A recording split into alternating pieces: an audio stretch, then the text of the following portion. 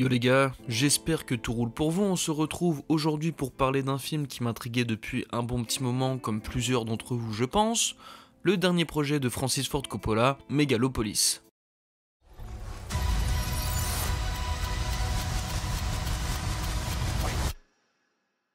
Go.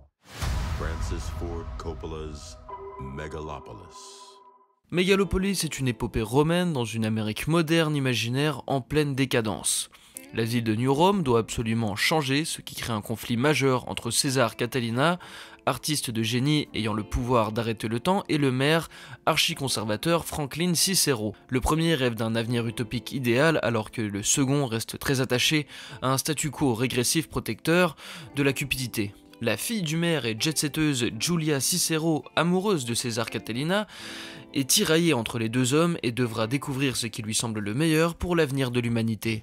Donc, Megalopolis, dernier film de Coppola qu'on n'a pas vraiment besoin de présenter, il a un nombre de classiques à son actif qui est impressionnant. Bref, tout le monde, je pense, connaît Francis Ford Coppola, et ça fait un peu moins de 15 ans que Papy n'avait pas sorti de projet, il revient donc avec Megalopolis, qui est selon lui le projet de sa vie. Ça fait plus ou moins 40 ans qu'il est sur le scénario du film. Laurence Fishburne d'ailleurs dit avoir lu le script pour la première fois il y a 23 ans, donc ça date quand même un peu, et ça fait donc des années qu'il veut le faire, ce film d'ailleurs. Il a déjà essayé auparavant de le sortir, la première fois c'était en 2001, il y avait un casting de malade derrière le projet, on parle de Robert De Niro, Leonardo DiCaprio, Paul Newman, Uma Thurman, James Gandolfini, Russell Crowe, bref, un truc de fou. Il avait même tourné plus de 30 heures d'images de New York avec des plans de coupe et tout le bordel. Ça s'annonçait bien, mais malheureusement, juste après le début de la pré-prod, il y a les attentats du 11 septembre. Du coup, Francis y sent que c'est pas trop le bon moment pour faire un film sur un monde utopique et le projet tombe à l'eau. Mais ça continue de germer dans sa tête quand même. Et là, bon, on est en 2024 et le papy se rend compte que si il sort pas son film maintenant, il ne sortira jamais. Il va donc autoproduire le projet pour pouvoir faire le film comme il le veut. Le bordel va coûter 120 millions de dollars, ce qui est franchement impressionnant, c'est sûrement un des films indépendants les plus chers de l'histoire. Le film s'est complètement fait défoncer à Cannes il y a quelques mois d'ailleurs, les journalistes n'y sont pas du tout allés de main morte, et à vrai dire ça m'inquiétait un petit peu, ça sentait vraiment pas bon, mais je voulais quand même me faire mon avis perso, on sait jamais, peut-être que la presse a exagéré ou un truc comme ça, donc je suis allé le voir, et du coup... Ouais non, personnellement j'ai eu beaucoup de difficultés à rentrer dans ce projet. C'est pas vraiment un film comme les autres déjà, il y a un feeling très spécial quand tu le regardes, c'est très théâtral. Et aussi ça dure un bon 2 heures, mais c'est tellement chaotique et ça part dans tous les sens que j'ai eu l'impression que ça en durait 4. On sent vraiment que Coppola, il y a une pléthore de phrases qu'il a accumulées au film des années, qu'il a notées. Il les a toutes mises dans son film, mais ça marche pas de fou. Moi je trouve que ça dessert un petit peu le message du film. Quand tu sors de la salle, t'es pas certain à 100% de ce que tu viens de voir. Donc c'est un film à plusieurs visionnages, je pense, pour pouvoir vraiment comprendre son message. L'histoire est relativement simple par contre, on comprend très vite que Coppola fait une allégorie entre l'Empire romain et l'Empire américain en plaçant par exemple New York comme New Rome, donc c'est pas très subtil de ce point de vue là, D'ailleurs il va appeler ses personnages César et Cicero, donc vraiment pendant les dents quoi. Et de ce point de vue-là, c'est relativement simple à comprendre, mais il y a beaucoup de sous-textes et différents degrés de lecture que le film nous montre, qui vont être plus ou moins compliqués à suivre, à vrai dire. Il y a tellement d'idées et de thématiques philosophiques que Coppola veut nous mettre dans son film qu'au final, ça ressemble juste à une grosse bouillie d'allégories et de métaphores. Et moi perso ça m'a perdu de ce point de vue là. Point de vue visuel aussi c'est très original mais très inconsistant. Il y a plein de plans ultra expérimentaux avec des bonnes idées de production design.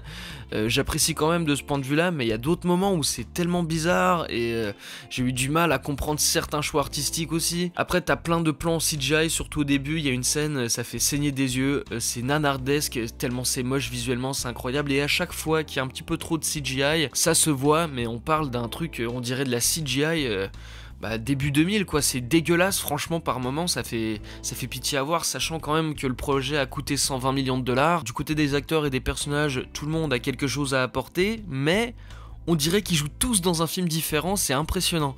Adam Driver se donne à fond, comme d'hab, c'est un excellent acteur, on le connaît. et on sent que le projet l'intéressait. Lui, il est dans un grand drame philosophique profond et sérieux. Beaucoup vont sûrement comparer sa presta dans Megalopolis à celle qu'on va pouvoir retrouver dans Annette, que j'ai pas vu, mais je sais, j'ai entendu avec des oui dire que c'est un film quand même très expérimental et que sa presta se rapproche beaucoup de celle qu'on a pu voir dans Megalopolis. Ensuite, Nathalie Emmanuel, qui a un personnage complètement vide d'écriture et sans aucun impact. L'actrice, elle joue dans un rôle typique de meuf de comédie romantique, et bah c'est une presta qui marche pas très bien à vrai dire. Elle a l'air vraiment à part comparée aux autres, c'est assez triste. Giancarlo Esposito joue toujours très bien, là on voit il se donne à fond lui aussi, il se fait kiffer, et lui il est dans un grand drame politique, il en fait un petit peu trop à certains moments je trouve. Jon Voight, excellent acteur, mais il a juste l'air complètement défoncé durant tout le film. Les deux seuls qui vont vraiment se démarquer et qui font sens je trouve dans l'univers que Coppola essaye de créer, ça va être Shia LaBeouf et Aubrey Plaza qui sont en total roue libre tous les deux, et c'est vraiment eux qui marquent le film selon moi.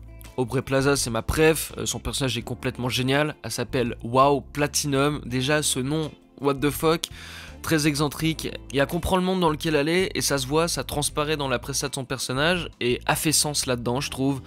Autant que Shia LaBeouf, qui est, quand on connaît un petit peu comment il est en dehors des tournages, c'est typique de le voir dans un film comme ça et dans un style de rôle comme ça. Je suis pas du tout surpris de le voir là-dedans. C'est des rôles complètement excentriques qu'il cherche, et il est en total relève là-dedans aussi. Et j'ai vraiment kiffé son perso là-dedans. Donc voilà, perso, j'ai moyennement apprécié le film à vrai dire. J'ai pas tout compris, ça mériterait un deuxième visionnage, mais je vais pas vous cacher que j'ai pas trop envie, surtout parce que putain, qu'est-ce que c'était long. J'ai regardé mon téléphone pour voir l'heure plusieurs fois durant le film, ce qui montre à quel point ça m'a pas marqué quoi. Je pense pas non plus que ça va être rentable pour Coppola comme film aussi. Ça va être un gouffre financier à mon avis. Donnez-lui une chance quand même si ça vous intéresse, je dis pas non. Sur ce, suivez-moi sur Letterboxd, ce serait franchement très sympathique de votre part. N'hésitez pas non plus à vous abonner à la chaîne, laisser un petit like qui fait toujours plaisir et me dire en commentaire ce que vous avez pensé de ce film.